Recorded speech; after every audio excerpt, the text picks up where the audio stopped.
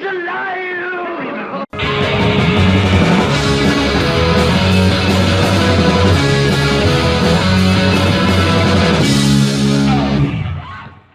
Hello, ladies and gentlemen. My name is Paul Workman. I am the man of constant hatred. Happy opening day.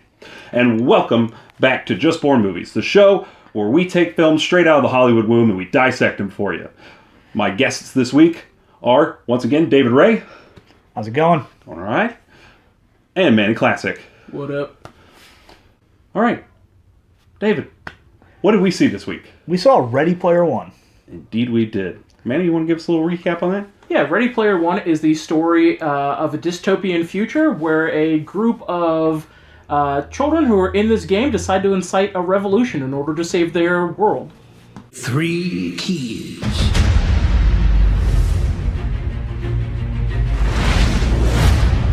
Three hidden challenges test for worthy traits, revealing 3 hidden keys to 3 magic gates.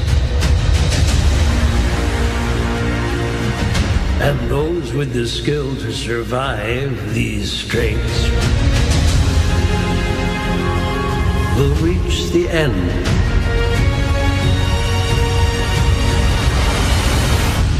Where the prize awaits. Let the hunt begin. For those of you who don't know, it's based on a book written by Ernest Cline. It's probably his most well-known piece of work. And it's thoroughly charming in the way that it kind of just encompasses all this pop culture and stuff like that. I thought it was a fine film.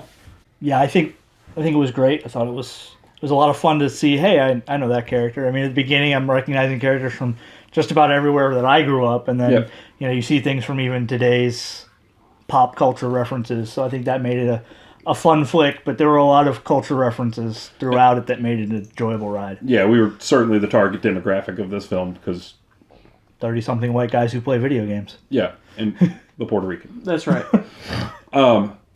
Normally, I'm really, really not into 80s nostalgia. It's one of those things I find very annoying. For this film, it kind of worked, though.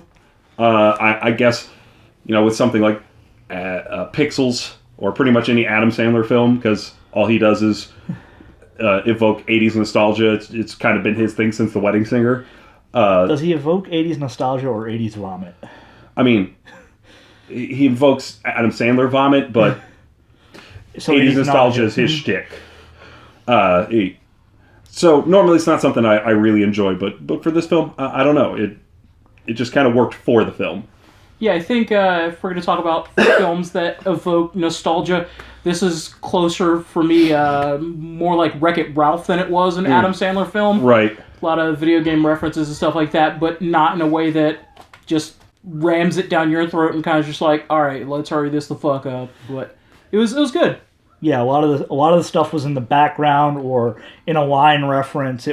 Or even advanced the plot and made sense to the story. Right. It wasn't like, hey, let's show this in front of your face and do fan service for fan service's sake. Yeah, and there's a lot of Spielberg referencing himself, which is funny because he said he wasn't going to do that. Yeah, so you get Jurassic Park, you get and it's weird that he would say I'm not going to reference myself when he was the executive producer of Back to the Future, and the main character of the film, his avatar inside the Oasis, drives the DeLorean. Well, apparently in the book, Spielberg is the main focus. A lot of the references are, and so when he took it over, he said, I'm going to leave the DeLorean in, but everything else is going, and then we still see the references everywhere.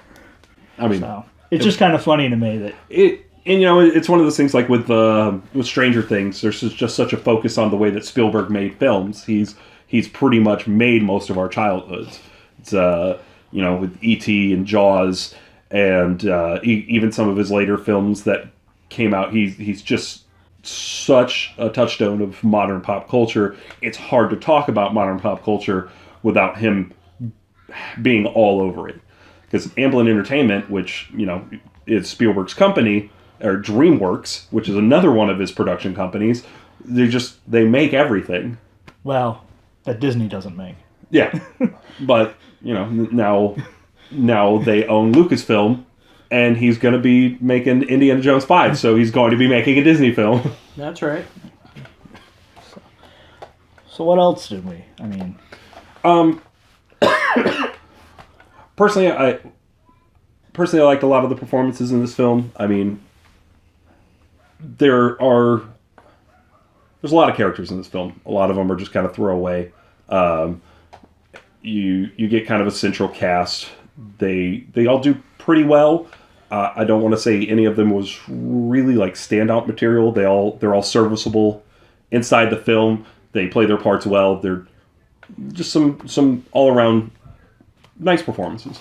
yeah, I actually liked the big bad Sorrento. I really liked his performance early on. Near the end of the film, I didn't really care for him. Yeah, he devolves into that Stereotypical egomaniac, maniacal bad guy. Yeah, when he's out like actually driving cars real fast and waving guns around, it doesn't feel like a decent progression from the beginning. Right, and when we first meet him, his first interaction with Percival, I really liked his character. I was like, okay, this is a villain that I can appreciate on the screen, and then he becomes the classic 80s villain. Yeah, and I mean, that's going to happen because of how much fan service is put in this film, so he's going to feel like a classic 80s villain because, that's what this film is.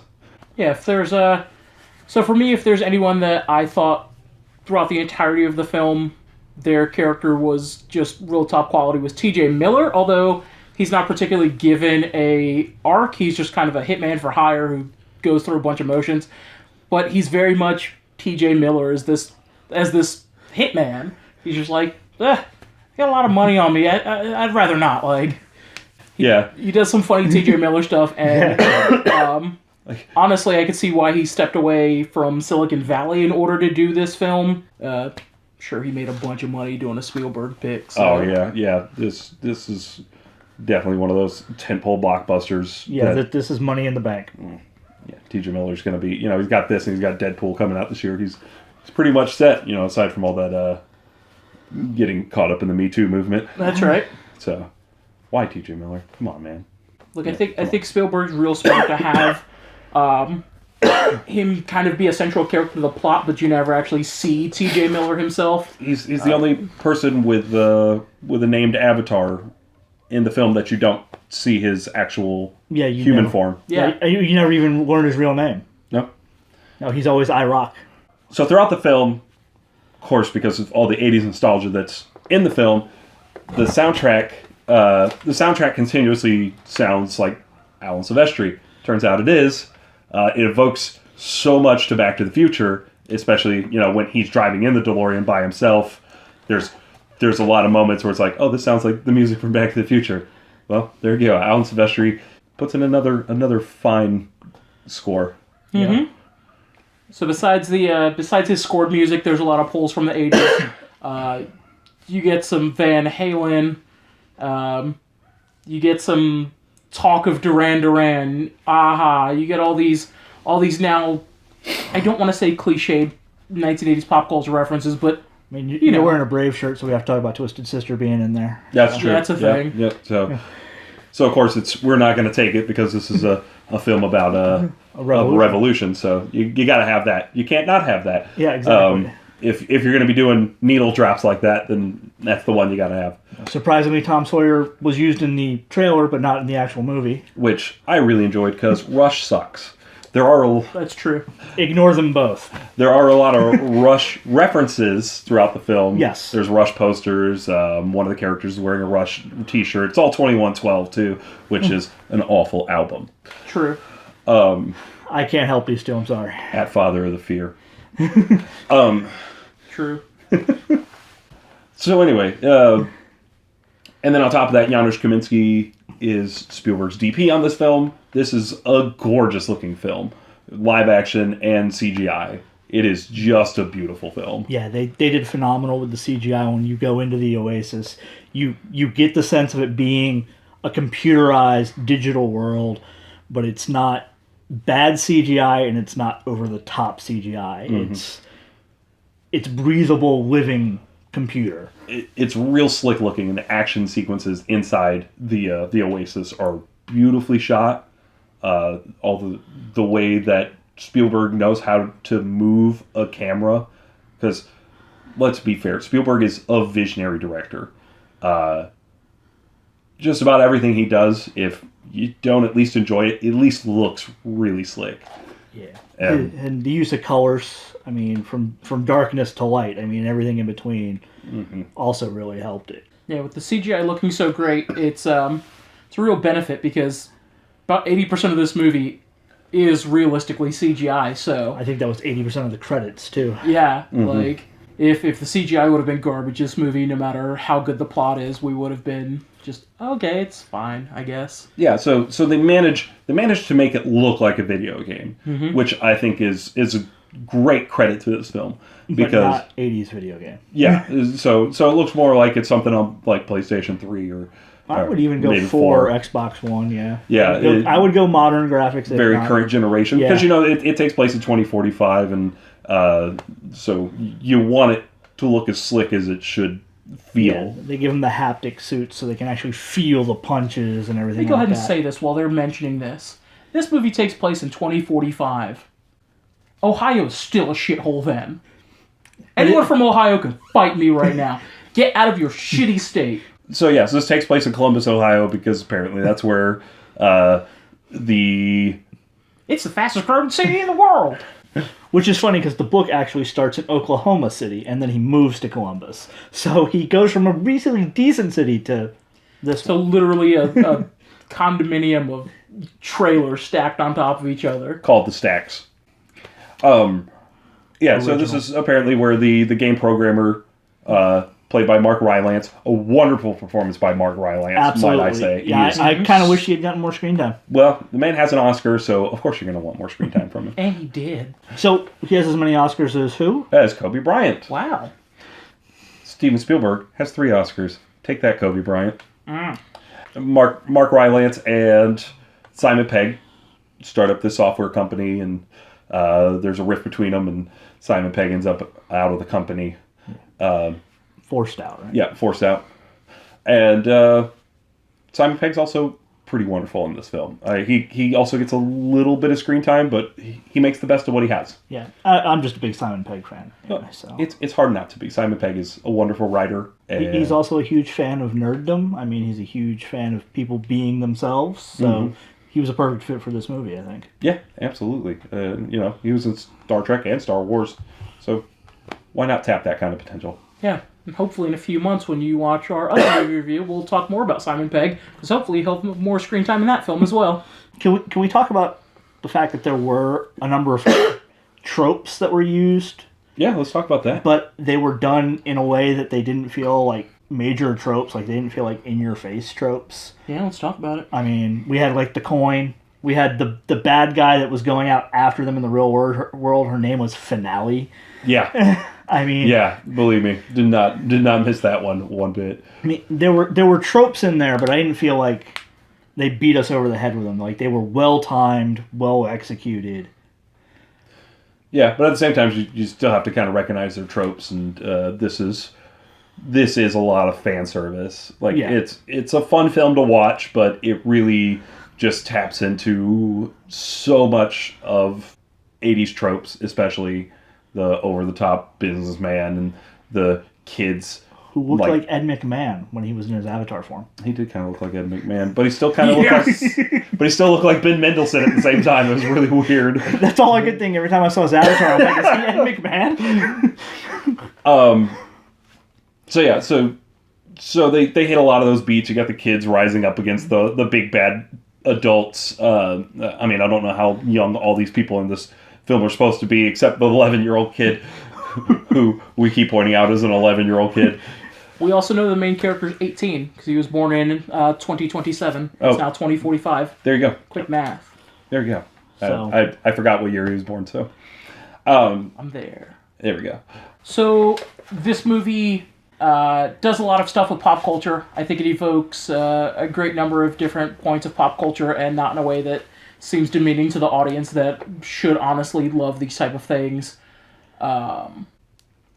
It also looks great, sounds great. The principal actors of the film, I think, did a pretty good job. I think overall, based on our scale, I'm going to have to go damn great. I think with what you said, the principal acting was solid. Nobody blew the screen away. I mean, we had a few roles that I would have liked to have seen more of.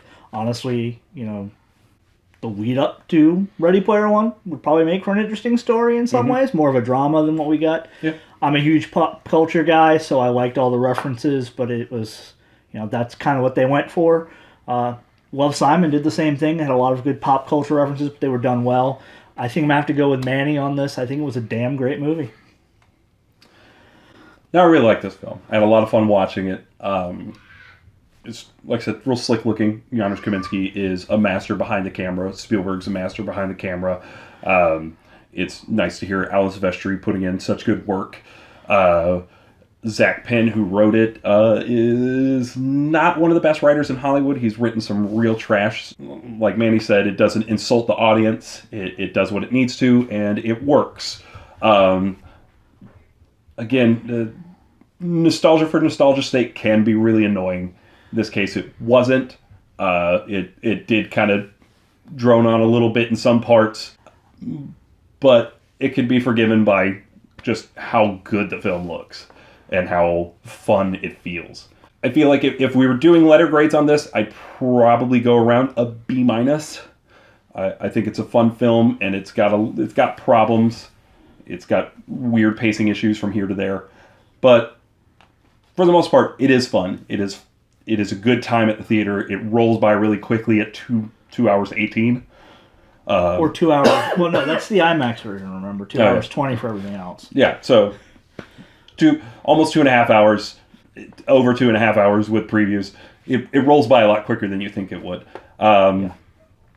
If this would have had one Rush song in the film itself, I might have given it a lower grade, but it didn't. So I'm going to go damn great as well.